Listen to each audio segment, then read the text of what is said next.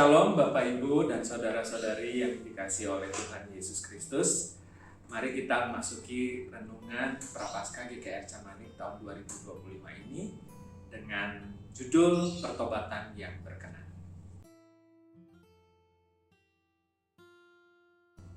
Bacaan Alkitab hari ini diambil dari Yesaya pasal yang ke-33 ayat yang ke-11 yang berbunyi demikian. Katakanlah kepada mereka, demi aku yang hidup, demikianlah firman Tuhan Allah. Aku tidak berkenan pada kematian orang fasik, melainkan aku berkenan pada pertobatan orang fasik itu dari tingkah lakunya, supaya ia hidup. Bertobatlah dari hidupmu yang jahat itu. Mengapa kamu harus mati, hai kaum Israel? Kita pernah mendengar istilah taumat atau tobat kumat. Ungkapan dari sikap seorang yang mudah mengatakan bertobat, tapi tidak lama akan melakukan kesalahan lagi, bahkan kesalahan yang sama. Ayat hari ini merupakan bagian dari Yesaya pasal 33 ayat 7 sampai 11 yang bertema jadilah penjaga bagi sesama. Dalam ayat ini Allah memerintahkan Nabi Yesaya untuk memperingatkan orang-orang jahat agar bertobat. Allah menuntut pertanggungjawaban kepada Yesaya jika ia tidak memperingatkan orang-orang jahat supaya mereka bertobat. Allah tidak senang dengan kematian orang jahat. Allah bukan Allah pendendam yang menemukan kesenangan dalam melihat orang jahat mati. Kesedihan akan memenuhi hatinya ketika hari kematian itu datang. Karena kematian itu memeteraikan nasib orang itu untuk selama-lamanya. Kesukaannya yang penuh kasih adalah orang fasik bertobat dan hidup. Allah ingin semua manusia diselamatkan. Oleh karena itu, Ia mengeluarkan himbauan yang mendesak untuk bertobat. Bertobatlah. Selama ada kehidupan, maka ada harapan pertobatan. Jangan merasa diri sendiri telah menjadi Kristen.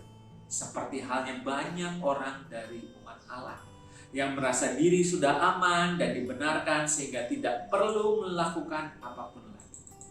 Jangan iri pada orang yang hidupnya serasa baik-baik saja.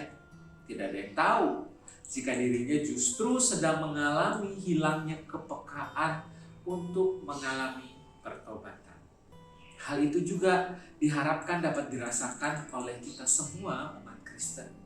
Tidak mengharapkan nasib buruk atau kebinasaan dari orang yang sering disebut berdosa. Bahkan pada diri umat Kristen akan dituntut pertanggungjawaban atas nasib dari orang yang belum bertobat atau yang sedang melakukan kesalahan. Orang fasik yang berbaik dari kejahatannya tidak menyebabkan dia tersandung. Kasih karunia Allah diulurkan kepada dia. Ia diampuni dari dosa-dosa masa lalunya dan tidak akan menanggung konsekuensi atas pilihan jahatnya sebelumnya. Hari ia bertobat adalah hari Tuhan menyelamatkan. Renungkanlah apakah hidupmu telah membawa orang lain mengalami pertobatan. Mari kita berdoa. Bapa di dalam surga yang mulia, terima kasih ya Tuhan untuk terus mengingatkan kami sebagai orang-orang yang sudah diselamatkan. Kami bisa jadi juga jatuh di dalam sikap yang tidak mau bertobat, sikap yang tidak mau berubah, sikap yang tidak mau diperbaharui. Dan jikalau kami boleh menerima kasih karunia keselamatan yang dari Tuhan, biarlah Tuhan juga menolong kami untuk kami dapat menunjukkan pertobatan-pertobatan yang sejati, pertobatan-pertobatan yang berkenan di hadapan Tuhan, yang juga dapat memberikan inspirasi bagi orang-orang sekitar kami untuk juga mengalami pertobatan yang sesungguhnya. Tolong kami ya Tuhan, karena kami jauh dari kata sempurna. Tapi biarlah ya Tuhan di momen Prapaskah ini kami senantiasa dikuatkan dan diteguhkan karena Kristus sudah menolong dan menyelamatkan kami. Terima kasih ya Tuhan. Di dalam nama Tuhan kami Yesus Kristus kami telah berdoa.